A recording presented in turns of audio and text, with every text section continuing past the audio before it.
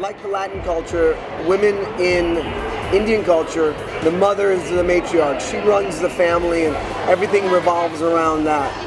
And then, most recently, women are very prosperous and very intelligent, and they've gotten into every facet of life, professional, educational, and so we really welcome that. So the Indian culture is very, I feel, unique in that sense that we really want there to be equality across the sexes and across the different types of people there.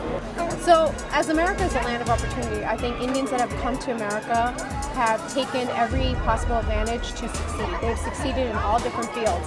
And I was born and raised here, first generation, and it's amazing to see of what I grew up from New York when I was 5 and how the Indians were.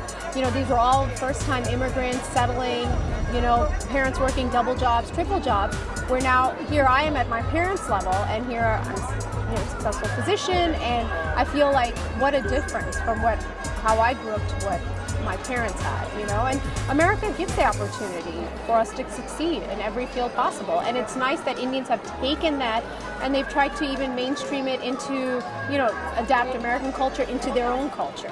Well, I think they're they're really the backbone of any, especially our culture. I mean, they're the mother, they're their wives, they take care of the kids, they run the household and things like that, and then now they're very educated, okay, very, very smart women. And like Dr. Parikh had alluded to, I mean, as far as the female goddesses, I mean, we have a female goddess, which is the only religion in the world to have that. So we have that respect from the beginning.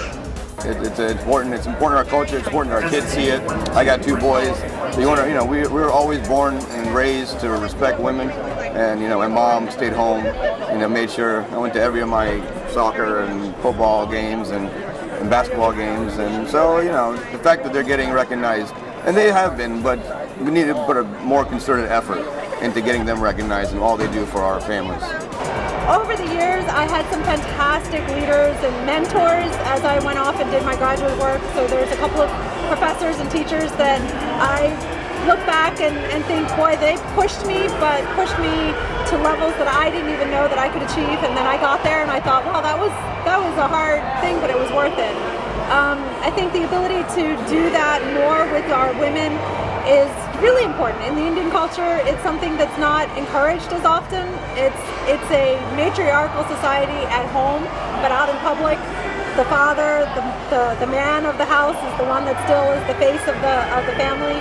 The wife is supposed to be quiet and just kind of taking care of things. And I think that's changing culturally as people are starting to become aware of the fact that women have something important to say and we actually can accomplish a lot of things. And so I'm really excited that we were able to do this today and give that platform a voice so that more and more women can stand up and say, I've got something important to say. I think certainly, the families have, really pushed women to get more educated in India. A lot more women are getting educated. And that's something that my wife, for example, she was the first doctor in her family. I've been the first physician in my family. So there's a lot of push where we want our women to be more educated and become more successful and take on positions, whether it's corporations where they're becoming more powerful CEOs. But it really starts off at the family and the expectations of saying, we want you to be more educated and really, not have any hindrance into their accomplishment.